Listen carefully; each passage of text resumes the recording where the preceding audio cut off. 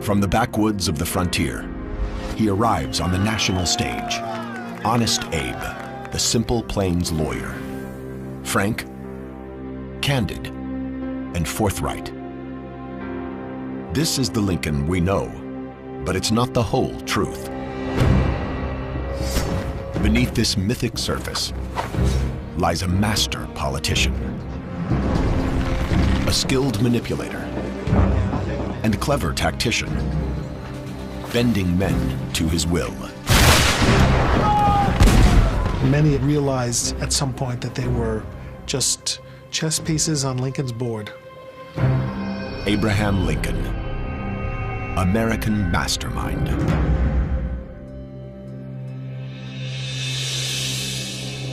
Every American schoolchild knows his image. The frontier roots, towering height, and honest reputation are all legendary. But he's also a man of surprising cunning and calculation, one skilled at manipulating men and shaping his own image. Without these talents, he would never have been elected president. Winter 1860.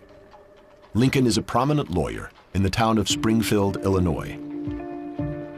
He holds no political office, yet audaciously seeks the biggest prize of all, the White House. Gaining his party's nomination won't be easy.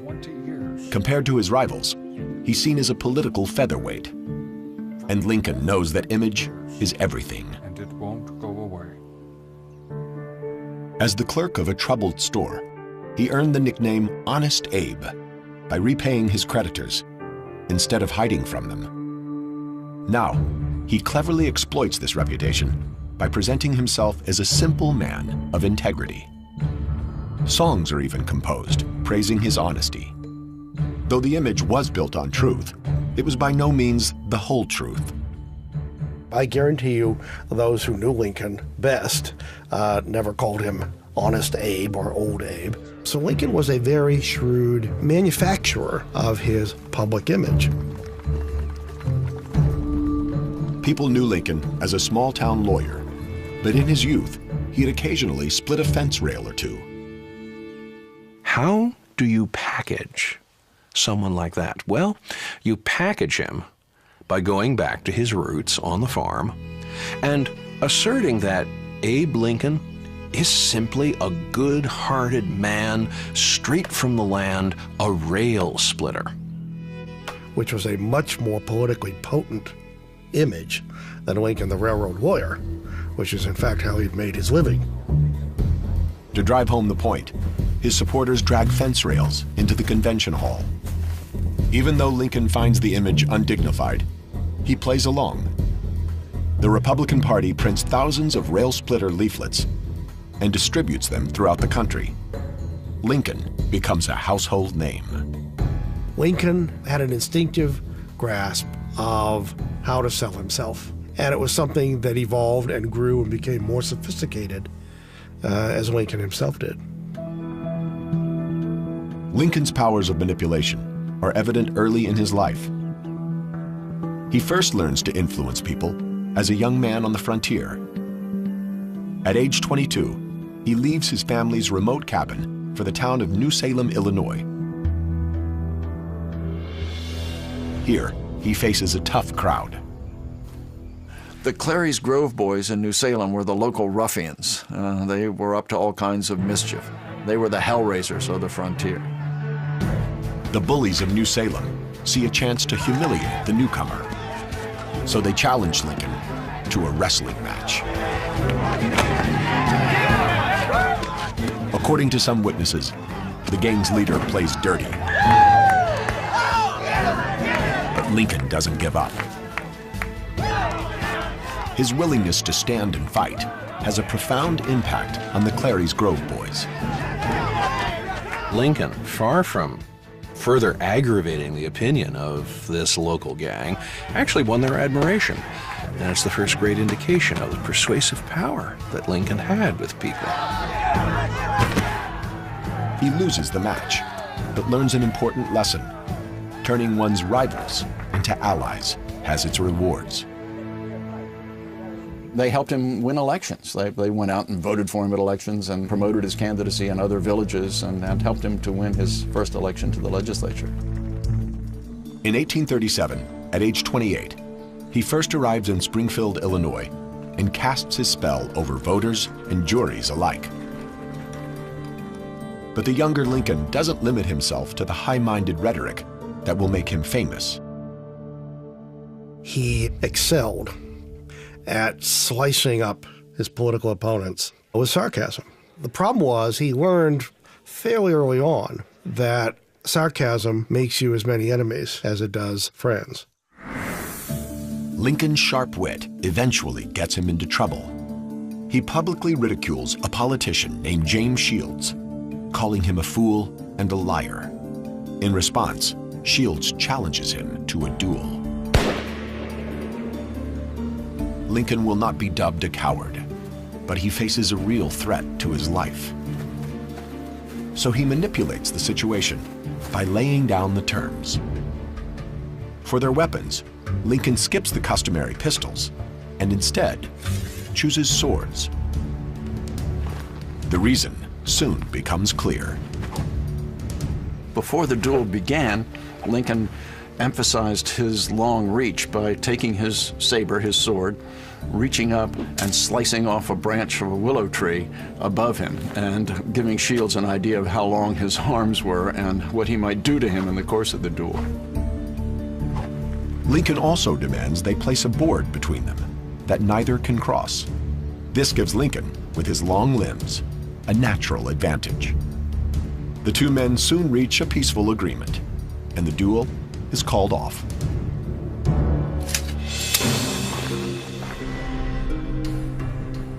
Though Lincoln is learning how to influence others, ironically, one of the few minds he has trouble controlling is his own. Mastering his emotions is not an easy task, for he struggles inwardly with depression. Ghosts from the past haunt him. The death of his mother to milk poisoning, his baby brother in infancy, his sister's death in childbirth, and the death of Anne Rutledge, his rumored sweetheart. These losses predisposed him to depression, and then later, when he suffered setbacks in his political career or other losses, it reminded him of these early losses and the pain that he felt then. If what I feel were equally distributed to the whole human family, there would not be one cheerful face on the earth. In 1841, his best friend leaves Springfield. His engagement to Mary Todd falters, and Lincoln goes into deep depression. A friend worries he might even commit suicide and remove sharp objects from his reach. But Lincoln reassures him, saying he couldn't take his life, for he had not done anything worthy of being remembered. Lincoln used work as a cure for depression because it constantly got his mind off thinking about himself and what he felt like and onto something that existed objectively outside of himself. In 1858, Lincoln enters the Illinois Senate race. He knows he's a long shot, but never one to walk away from a fight. He challenges the incumbent, Stephen Douglas, to a series of debates. Citizens of the great state of Illinois. Now, you can almost hear Douglas thinking out loud, "I'll show him who's really in charge." It was the greatest mistake Douglas ever made. Before proceeding, let me say that I think I have no prejudice against Southern people. I believe that they are just what we would have been had we been born in their circumstances. If slavery... Lincoln has set the ultimate political trap. He's made a much better known political personality elevate him to equal status by sharing a platform with him in 7 cities. I leave you now, hoping that the lamp of liberty may burn ever more brightly in your own hearts. Thank you. Lincoln's courtroom skills give him an edge. But his performance isn't flawless, and during one debate, he exhibits strange, troubling behavior. I accuse Mr. Lincoln of not supporting our efforts. When Douglas attacks his voting record, Lincoln becomes enraged. He grabs a fellow lawmaker by the neck and demands he refute the charges. It is a downright lie, and I won't have any more of it. He could explode in anger relatively frequently. Lincoln's friends notice other odd behavior: incoherent rambling and insomnia. The idea of Abraham Lincoln, a man of infinite patience, being quick-tempered and prone to bizarre episodes, intrigues historians to this day. Now, scientists may have discovered an explanation for these outbursts. It is a downright lie, and I won't have any more of it. You have heard many For years, Abraham Lincoln treated his depression with a medicine common in the late 19th century, known as blue mass. To understand the impact blue mass had on Honest Abe, scientists at the University of Minnesota are manufacturing the 19th century formula. We went back to some of the old pharmacy literature, specifically to find a recipe for the blue mass pills. Crushed licorice root, sugar, rose water, honey, dried rose petals, and one ingredient that would be unheard of today: mercury. Mercury is a dangerous neurotoxin that poisons the brain, often resulting in unpredictable behavior. The usual dosage of this was one of these 2 or 3 times a day, so Mr. Lincoln was exposed to about 9,000 times greater amount of mercury than would currently be considered safe. By taking the pills, Lincoln may have inadvertently poisoned himself. But even he notices their side effects. Concerned that they're making him irritable, he eventually quits using the pills he'd relied on for decades. Despite possible medicinal handicaps, he fares well in his 1858 debates with Stephen Douglas.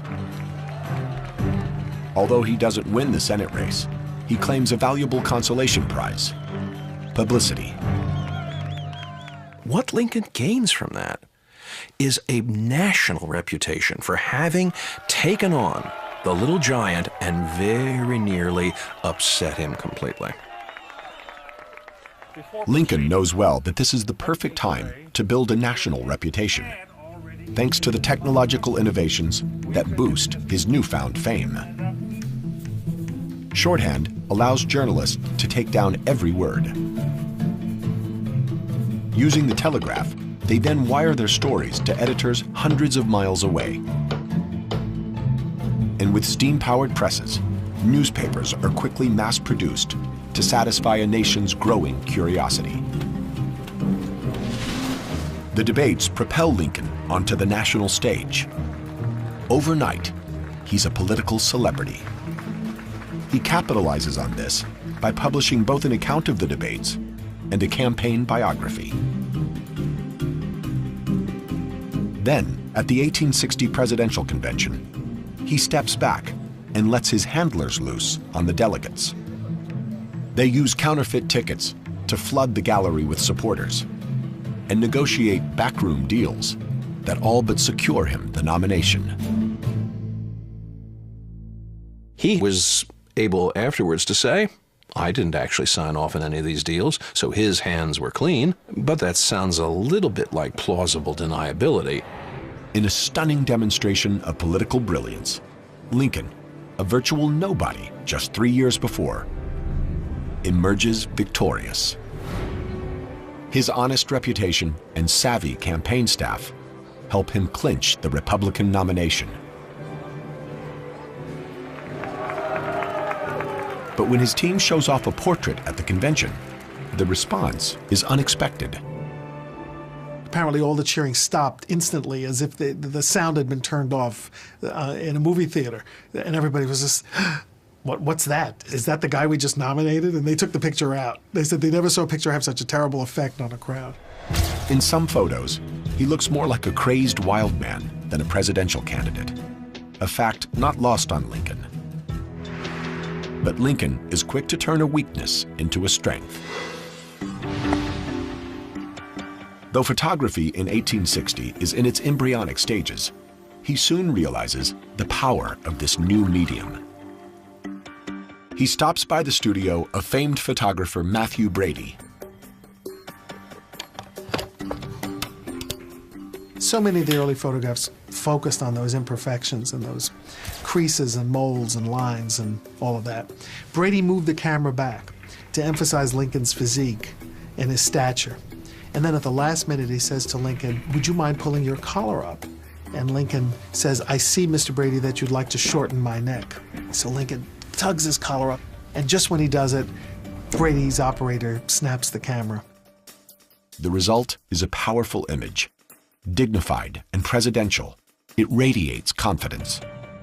Lincoln's campaign mass produces and distributes the photo, plastering his face everywhere. That was the way Abraham Lincoln was really introduced in 1860, in colorful images that masked his imperfections, that plastered down his hair, took some of the lines out. I mean, he was airbrushed generations before anybody knew what airbrushing was. These photos play a vital role in the campaign. In the final weeks of the race, instead of giving speeches, he poses for photographers and sculptors every chance he gets. By contrast, his old rival, Stephen Douglas, hits the campaign trail, a critical mistake. In the 19th century, a presidential nominee who actively campaigns is seen as desperate. Stephen Douglas did campaign and was ridiculed for it. Lincoln won the campaign honors because his picture campaigned for him. From near obscurity, Lincoln rises to the highest office in the land. On March 4th, 1861, the rail splitter is sworn in as President of the United States. But he continues to polish his image. It's no accident that Lincoln has over 130 pictures taken, far more than most public figures of his era. After he's elected president, he adds the finishing touch, a beard to hide his rough features. His handlers have recommended this for months. But being a savvy politician, Lincoln attributes his new whiskers to advice from a young fan. If you will let your whiskers grow, you would look a great deal better, for your face is so thin. All the ladies like whiskers, and they would tease their husbands to vote for you. But crafting a public persona is a double-edged sword. The press can easily damage his reputation. And during his inaugural train ride from Springfield to the Capitol, they get their chance. The closer he got to Washington, the more ugly rumors began to accumulate that a plot against his life was afoot. By the time that he had reached Philadelphia, discussions about this plot were reaching a fever pitch. The famous detective, Allan Pinkerton, urges him to keep a low profile, but Lincoln wants to avoid the appearance of cowardice. However, the danger is very real. To arrive at the Capitol, Lincoln will have to switch trains in Baltimore, a hotbed of Southern sympathy. It's the perfect ambush point. Well, at that moment of transition, Lincoln would be quite vulnerable to some kind of riot, a mob, an assassin. Lincoln learns of a conspiracy to kill him while he changes trains. He's reluctant to alter his schedule, but his advisors are persistent. Finally, Lincoln was persuaded to take a night train under cover of darkness and an assumed name. Lincoln decides on a covert mission, one involving deception, secret agents, and a dangerous gamble. During his inaugural train voyage, Lincoln weighs rumors he'll be assassinated while switching trains in Baltimore. It was a volatile city, and there were very few friends of Abraham Lincoln in Baltimore. So in Pennsylvania, he abandons his inaugural schedule. Instead, he'll take a series of secret night trains. On to Philadelphia.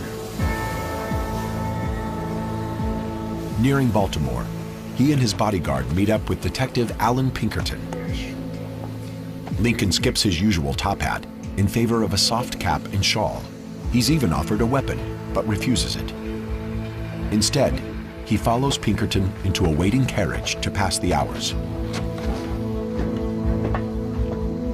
Just before their train is scheduled to depart, they meet up with a woman pretending to be Lincoln's sister. In fact, she's also a Pinkerton detective, tasked with securing their bunks. Finally, the conductor is given a package and told to rush it to Washington. Little does he realize, the real package is the president-elect. Lincoln arrives in Washington, physically unharmed, but wounded politically.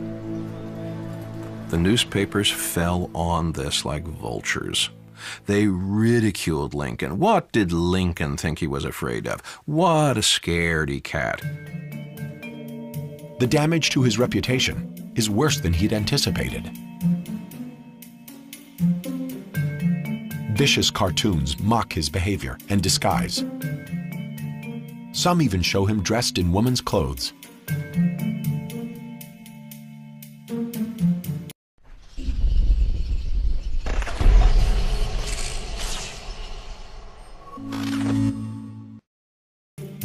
It was at that point that Lincoln resolved in his own mind that never again would he allow himself to be frightened into doing something silly by threats of assassination. Public sentiment is everything. With public sentiment, nothing can fail. Without it, nothing can succeed. Although Lincoln's been attacked by the papers, he realizes how much he needs them. In fact, he goes out of his way to embrace the press. Lincoln enjoyed the newspapers. He also understood their power for shaping public opinion, and he manipulated them with as much cleverness as he manipulated members of Congress. Lincoln makes friends with reporters and editors. He hangs out at newspaper offices. Occasionally, he even ghostwrites editorials. After delivering a speech in Springfield, he not only gives a copy to a journalist, but follows him back to the office to check the final article for errors. When he becomes president, Lincoln makes a shrewd decision. To this point, new administrations had singled out their favorite paper to act as a mouthpiece. Lincoln skips this tradition and establishes a White House press corps. He will let them fight amongst themselves for scraps of information and favor from him. He's a master at using subtle influence to control fellow politicians. And he needs to. For many party leaders underestimate him. They fear he's nothing more than an uneducated frontiersman. I don't know where the mistakes are. That made Lincoln successful in November, but it also fed the uncertainties, the doubts, even the enmities of some of his fellow Republican politicians. Many fought him for the nomination and still feel the sting of defeat. Instead of ignoring these rivals, Lincoln disarms them with a brilliant tactic. He invites them to serve in his cabinet. One of the reasons Lincoln did this was because he knew that in order to unify the party, he had to have all factions represented. The radicals, the conservatives, the moderates, And it showed a lot of self-confidence on Lincoln's part because he knew that people regarded him as infinitely inferior to them and infinitely less worthy of being president. Two of Lincoln's appointments are especially headstrong. Secretary of the Treasury Salmon Chase and Secretary of State William Seward. Seward doesn't think much of Lincoln and says so openly. Extremely disappointed. Disappointed? You're disappointed? Seward erupted in anger and said, I, who have founded the Republican Party, who have been its intellectual head for years, have had to be passed over by this backwoods lawyer from Illinois. Disappointed. But as much as he can't stand Lincoln, Seward despises Salmon Chase even more. When he hears his arch rival has also been appointed to the cabinet, Outlined in this memo. he's so upset, he submits his resignation. But Lincoln doesn't accept it. Mr. Seward, you're a man of talent and ability. Instead, he turns Seward into one of his closest allies. I ask you to take this position because I need that ability. Lincoln very gently but very firmly put him in his place. And as a result, Seward worked very closely with Lincoln, and they became very close friends. Lincoln's subtle influence keeps his cabinet in line, but his powers of manipulation are tested by a greater challenge: civil war.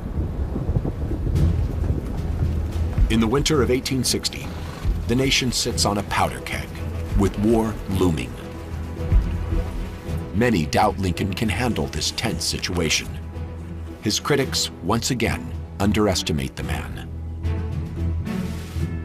As early as his inaugural address, Lincoln is already stacking the deck in his favor. The important thing is to lay the groundwork so that if war comes, it will be forced upon the North by the South. In your hands, my dissatisfied fellow countrymen, and not in mine, is the momentous issue of civil war. Lincoln knows whoever fires the first shot will be seen as the aggressor and lose popular support. Tensions are high after South Carolina's secession from the Union. In response, federal troops had retreated to Fort Sumter, an island garrison on the coastline. This doesn't sit well with Confederate leaders, who claim the fort as their own. Lincoln knew that Fort Sumter would be contested. His insistence all along had been Fort Sumter is federal property, which was a real finger in the eyeball of South Carolina. So the Carolina militia lay siege to the fort, trapping dozens of federal soldiers. After analyzing the situation, Lincoln's cabinet presents him with two options. He can send in troops to defend the fort, but any show of force could drive the border states, Delaware, Maryland, Kentucky, and Missouri, into joining the Confederacy. And defending Sumter would require a large number of troops to secure the surrounding coastline. How many will he need? General of the Army Winfield Scott estimates between 20 and 30,000. Well, where is he going to get that? There's only 16,000 soldiers in the entire United States Army in 1861. But the alternative isn't much better. It makes him look weak. Lincoln can concede the fact and turn over Fort Sumter to the Confederates and evacuate the garrison, in which case his administration is dead on arrival. The first challenge the Confederates make to his authority as president, he is conceding to them. Lincoln sees a third option. He decides to send not men or arms, but food and supplies. For a lengthy standoff would cause the secession movement to lose steam. This puts the pressure back on the Confederates. If you decide you're going to intervene, you're going to have to do it quickly. Before that ship with the supplies arrives, you're going to have to use artillery to blast Fort Sumter into submission. Exactly as he'd foreseen, South Carolina fires upon Fort Sumter. It soon falls into Confederate hands. Although Lincoln has lost control of the garrison, he's kept the border states neutral and won something greater: the support of the North. When Lincoln issued a call for 75,000 volunteers, he was swamped. Far more than 75,000 people responded. But getting his military to act is more difficult than he realizes. Lincoln's authority is questioned by his commanders, especially General George McClellan. Early in the war, Lincoln had promoted McClellan to lead his armies. Their relationship started off well, but quickly soured. McClellan took a demoralized, defeated Union army, whipped it into shape, restored its morale, equipped it and trained it and supplied it well, but then had no nerve to actually use it in a fight. McClellan's reluctance to engage the enemy tries Lincoln's patience. For months, he urges the general to be more aggressive. Even after a hard-fought victory at the Battle of Antietam, McClellan refuses to pursue Lee's army. Instead, he blames the delay on his tired cavalry.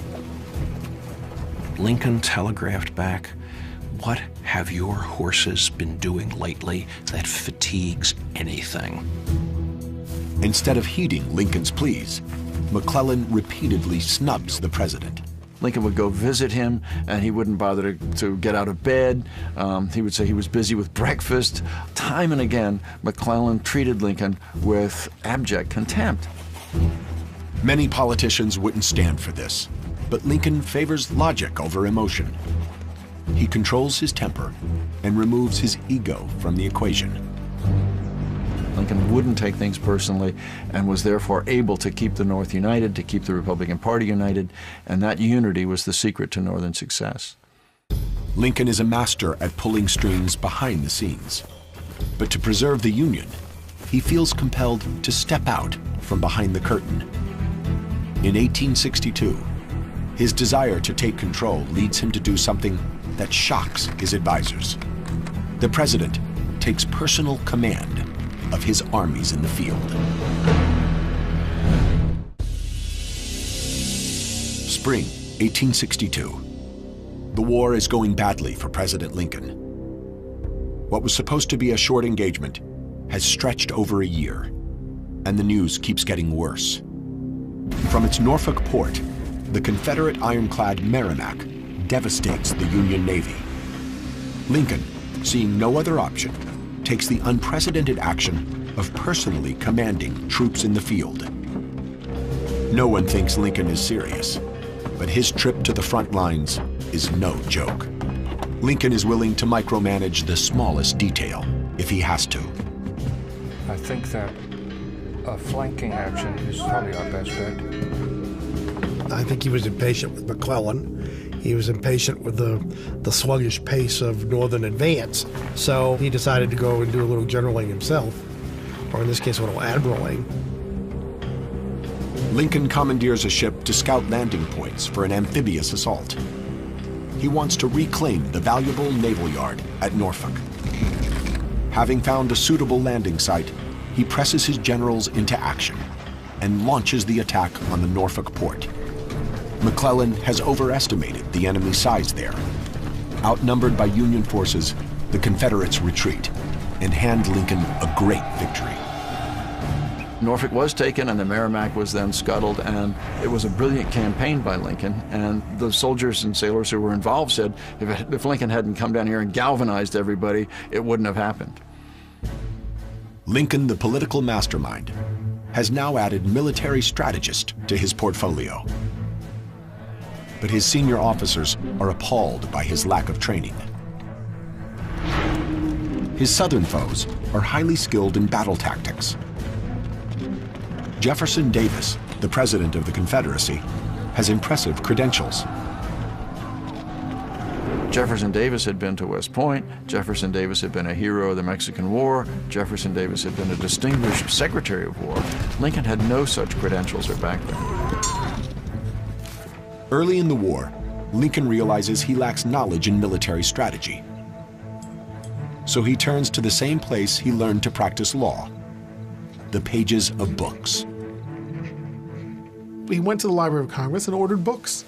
He read them, and suddenly he knew as much about war strategy as anybody who had gone to West Point. Having done his homework, Lincoln is eager to put his knowledge to use. So he writes his generals outlining his thoughts. While the North has superior numbers, a larger army and navy, the South has interior lines, road and rails to quickly transport their troops and outmaneuver the Union. Lincoln weighs these strengths and then suggests a course of action. We must fail unless we can find some way to making our advantage an overmatch for his.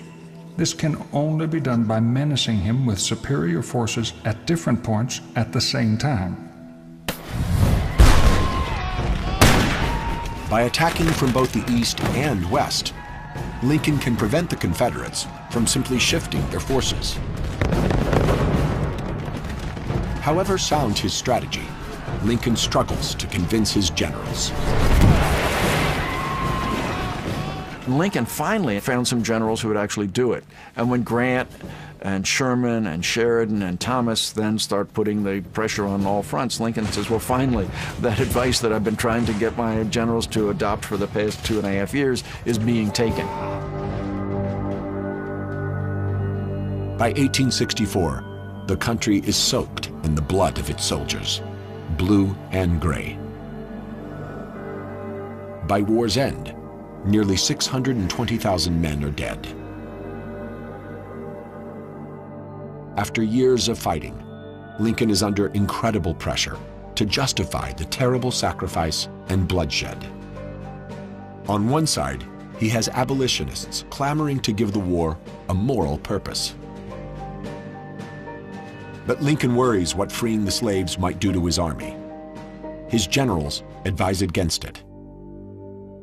General McClellan is telling Lincoln in no uncertain terms that white men will not fight to free black men, that if you turn this into a war about the Negro slave, then Northern armies will dissolve overnight. Lincoln faces a dilemma.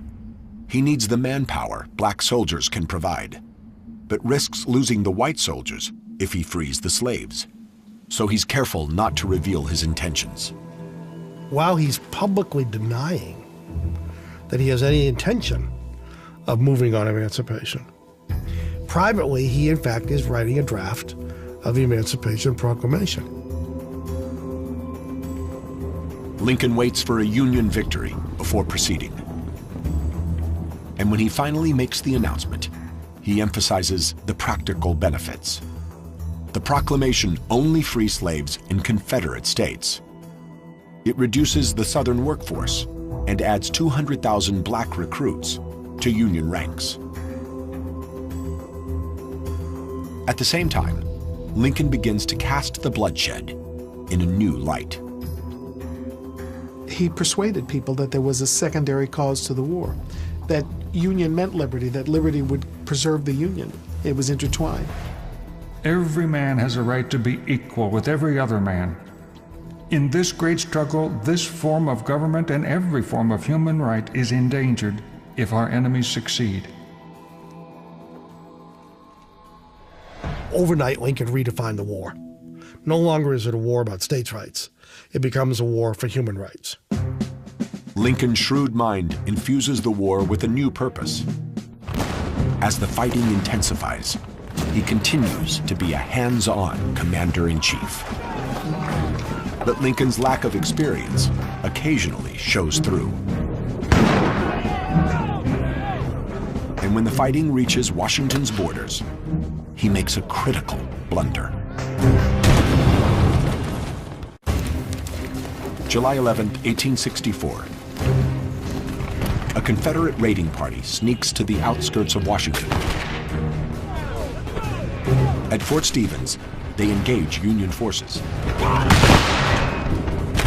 With General Grant occupied to the south, Lincoln decides he'll supervise the action himself. Flushed with confidence, he walks right into the line of fire. Lincoln wanted to go out and see the fighting. And so he did. He went out and stood on the parapet and observed the Confederate forces coming and the Union resisting them. Lincoln is so fascinated by the battle, he ignores the danger. Up on the parapet, he's exposed to Confederate sharpshooters. By that time, everybody knew who Abraham Lincoln was and what he looked like, and he was the tallest target in the United States.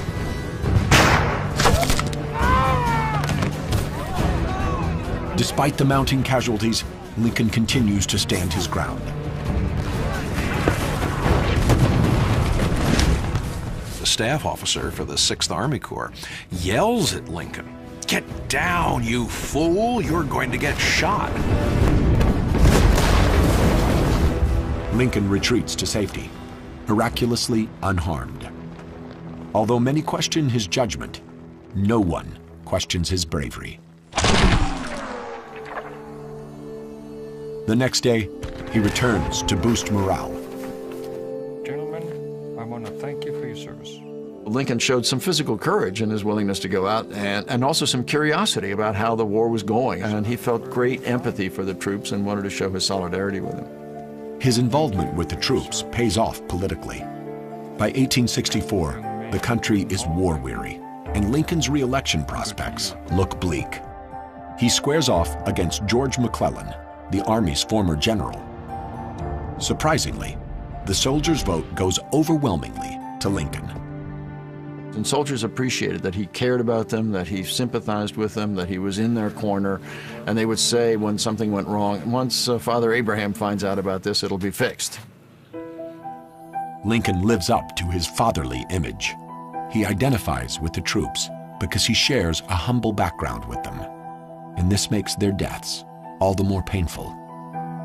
In turn, soldiers understand that he shares in their suffering. It even seems to take a physical toll. In just a few months, he loses weight dramatically. He looked like someone who had internalized all the carnage and suffering of the war inside himself. He looked like death warmed over. Whichever way it ends, I have the impression that I shall not last long after it is over. The springs of life are wearing away. Lincoln senses that he has little time left, and in his last few months, uses his persuasive powers to their full extent. He knows that the Emancipation Proclamation could be overturned, so he permanently bans slavery with a constitutional amendment. By one means and another, people who had previously opposed the 13th Amendment decided to stand back or to vote in favor of it, and the man operating the controls behind the curtain was that rough, intelligent farmer, Abraham Lincoln. But Lincoln's days are numbered. On April 14th, 1865, an assassin ends his life. After his death, the image Lincoln helped create rises to take his place. Well, the rail splitter Lincoln is much closer to our idea of rough-hewn, muscular, frontier democracy. It's a very appealing image. It brings him closer to us. But the real Lincoln remains elusive, for he's shrewder, craftier, more manipulative than the myths portray.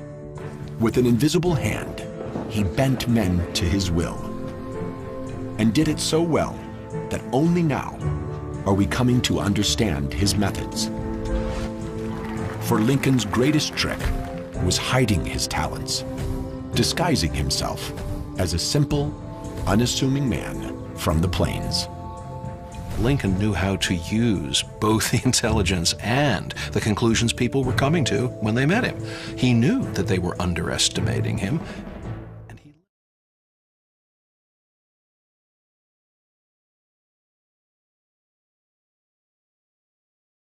Schoolchild knows his image. The frontier roots, towering height, and honest reputation are all legendary. But he's also a man of surprising cunning and calculation, one skilled at manipulating men, and shaping his own image. Without these talents, he would never have been elected president. Winter, 1860. Lincoln is a prominent lawyer in the town of Springfield, Illinois. He holds no political office, yet audaciously seeks the biggest prize of all, the White House. Gaining his party's nomination won't be easy. Compared to his rivals, he's seen as a political featherweight. And Lincoln knows that image is everything. And it won't go away. As the clerk of a troubled store, he earned the nickname Honest Abe by repaying his creditors instead of hiding from them. Now, he cleverly exploits this reputation by presenting himself as a simple man of integrity. Songs are even composed praising his honesty. Though the image was built on truth, it was by no means the whole truth. I guarantee you, those who knew Lincoln best never called him Honest Abe or Old Abe. So Lincoln was a very shrewd manufacturer of his public image. People knew Lincoln as a small-town lawyer, but in his youth, he'd occasionally split a fence rail or two. How do you package someone like that? Well, you package him by going back to his roots on the farm and asserting that Abe Lincoln is simply a good-hearted man straight from the land, a rail splitter. Which was a much more politically potent image than Lincoln the railroad lawyer, which is in fact how he'd made his living. To drive home the point, his supporters drag fence rails into the convention hall. Even though Lincoln finds the image undignified, he plays along. The Republican Party prints thousands of rail splitter leaflets and distributes them throughout the country. Lincoln becomes a household name. Lincoln had an instinctive grasp of how to sell himself, and it was something that evolved and grew and became more sophisticated as Lincoln himself did. Lincoln's powers of manipulation are evident early in his life. He first learns to influence people as a young man on the frontier. At age 22, he leaves his family's remote cabin for the town of New Salem, Illinois. Here, he faces a tough crowd. The Clary's Grove boys in New Salem were the local ruffians. They were up to all kinds of mischief. They were the hellraisers of the frontier. The bullies of New Salem see a chance to humiliate the newcomer. So they challenge Lincoln to a wrestling match. According to some witnesses, the gang's leader plays dirty. But Lincoln doesn't give up. His willingness to stand and fight has a profound impact on the Clary's Grove boys.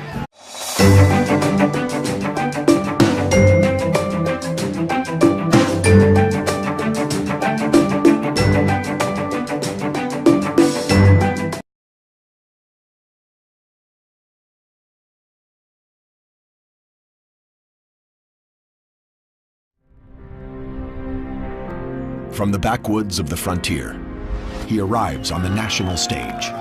Honest Abe, the simple plains lawyer.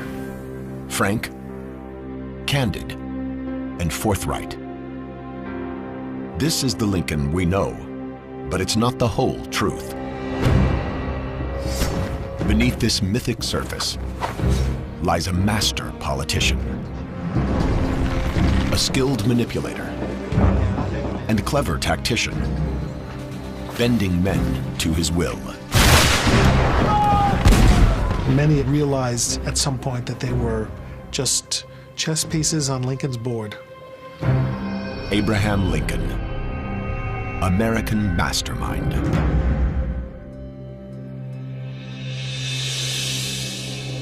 Every American Lincoln, far from further aggravating the opinion of this local gang, actually won their admiration. And it's the first great indication of the persuasive power that Lincoln had with people.